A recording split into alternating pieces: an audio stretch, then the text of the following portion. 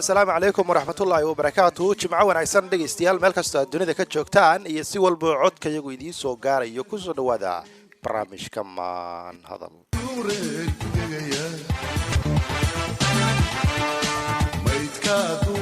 markale dhageystayaal jimco wacan oo wanaagsan kusoo dhawaada barnaamijka maanhadal oo jimco walba aad ka dhageysataan warbaahinta daljir idinkoo naga dhageysta abka daljir webka daljir facebooka toos aad nagala socotaan baraha bulshada ay ku kulanto soundcloudka daljir iyo idaacadahan bahwadaaganahay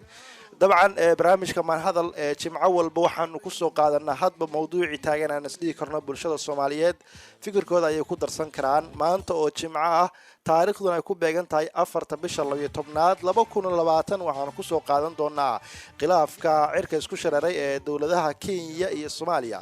iyadoo dawladda Kenya lagu eedeeyay in ay markaas khalkhalgelin amni ka wado iyo mid duleedba gudaha Soomaaliya waxaan ogsoonahay in Jubaland siiba madaxweynaha Jubaland Axmed Madow uu shir jiray toddobaadkan ku qabtay magaalada Kismaayo ka hadlay arrimaha doorashooyinka waxaana lagu tilmaamay magaalada Nairobi ee xarunta dalka Kenya inay tahay meesha lagaga soo duuro Soomaaliya barnaamijkeena marti kala duwan ayaa markaasi nagala qayb galaysa oo gudaha dalka iyo dibadda ku sugan kuwaas oo nala falanqeyn doona bal xaalku sida uu noqon doono iyo khilaafka soo kordhaya ee Kenya iyo Soomaaliya barnaamijkeena dhageystayaasha waxay nagala qayb qaadan doonaan ama ay nagala qayb qaadan karaan dhinaca qadadka telefoonada iyo SMS-ka ama WhatsApp-ka oo ay nagu soo duubi karaan waxay naga soo wici karaan 8297 halka ay SMS ku soo diri karaan 6599 waa 6599 dhageystayaasha Facebook-na qoraalka ee dhinaca commentiga ayay nagu soo qori karaan wixii fariimaha markaasi ku aadan mawduuca barnaamijka martida barnaamijka ayaan idin barayaa waxa ugu horeeyay Maxamuud Xasan Cali Musharraf oo degan magaalada Denver ee gobolka Colorado shahaado Master Political Science ka diyaarshay sidoo kale waxa marti nooga barnaamijka garyaqaan Maxamuud Duuke iyo xildhibaan hore Cabdi Barre Jibriil oo hore xildhibaan qaran u soo noqday dhamaantiin ma way maqashaan waayahay garyaqaan Maxamuud Duuke dhinacaaga arrintan taagan ee khilaafka Kenya iyo Soomaaliya soo noqday arrintaada ku aadan bismillaahir rahmaanir rahiim alxamdulillah wa salaamaya martida iyo idaacada iyo dhageystayaasha meel kasta ee adraafta caalamka ka jiraan iyo dhammaan inta bahra daljir ku xiran inta haddaan ka gudbo arrimaha ka socda Soomaaliya iyo Kenya barnaamijkii marka la eego binaadamku wuxuu fiiriyaa faa'iidada iyo khasaarada ka badan shacbiga Soomaaliyeed wuxuu ku kala nool yahay jamhuuriyadda Soomaaliya qayb badan oo Soomaaliya kamid ah ay ku nooshahay Kenya ilaa xilligii burburkii xiriir badan oo ganacsina waa la leeyahay marka tallaabo la qaadayo u baahan tahay مسؤولية يتحدر بدن كيسك بدأ exception ويه سلوحه يلا محكمات دي عالمي جاهد قوان كذا ولا سوية لكن وحيالها مركز تصانع نقطة هذا مركز فيرينه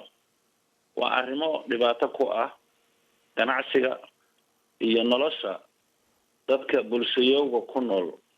bariga Afrika dadka bariga Afrika degan waxay qabeen han weyn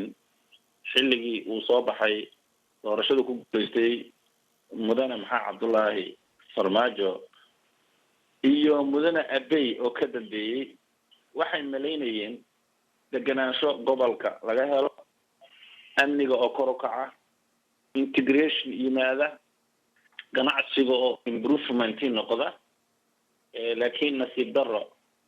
وحا مقطع دقنانش الآن حوق له وكسب حي برق أفريقيا موضوع مهمسن أرتر كاوي سفير لو يرتو وحوين ما سمينا يوم laakiin maxaa gaaraya markii relationka xumaado ganacsigii iyo bulshadii Soomaaliyeed iyo isku xirnaantoodii annaga hadda Soomaaliya future-ka markaan fiirino waxa weeyaan dhammaan bariga Afrika dadka degan customer inay noo noqdaan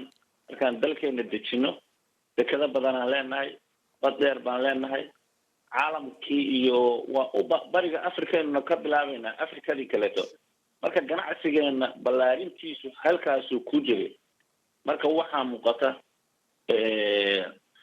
eedahan hadda eedo waaweyn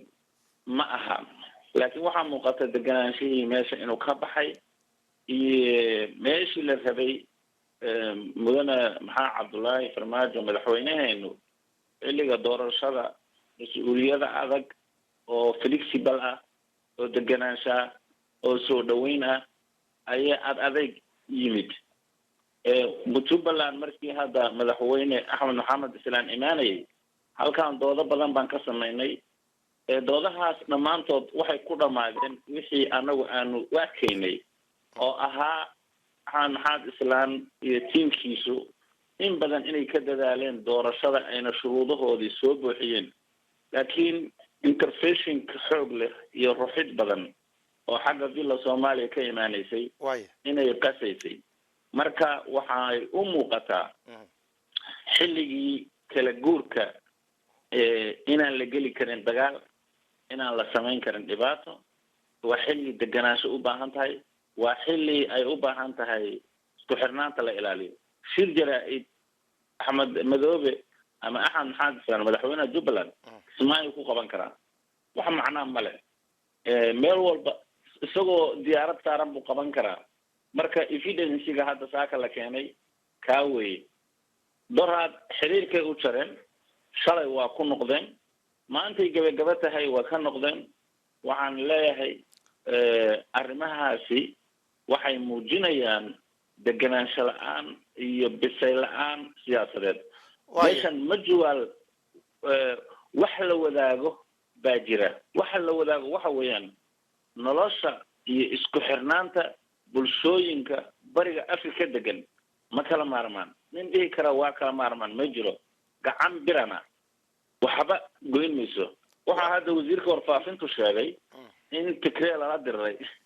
oo gobolkii dhamaa oo advansiga u ahaa Ethiopia oo dhaqaalaha badan u yaalay la jajabshay waxay u tarayso shacbiga bariga Afrika degan ma jirto dadkanagii oo qaar la qaxiyay dadkanagii oo qaar la laayay waxba na tari mayso waxaana tari lahaa siyaasad iyo bisayl deganaansho badan xambaarsan oo aanu ku noolaano oo aanu ku dhaqanno oo aanu ku ganacsano oo loo maro dariiqyo badan oo adag iyo kuwa fudud iyo bulshooyinka oo laga tashado talaabooyinka oo qaado madaxweynaheena maxaa Cabdullaahi mar walba ma aha talaabooyin ku dhisan wada tashi taas ayaa waxay keentay in mucaaradkiisa isfahmi waayaan inay kala fogaadaan maamul goboleedyadii degi waayaan مثلا هذا Hirshabelle waa aragtaa mushkiladaha ka jira waa aragtaa mataqaana dhibaatooyin kay soo martay waa maasantahay dhuuke waa yahay Soomaalida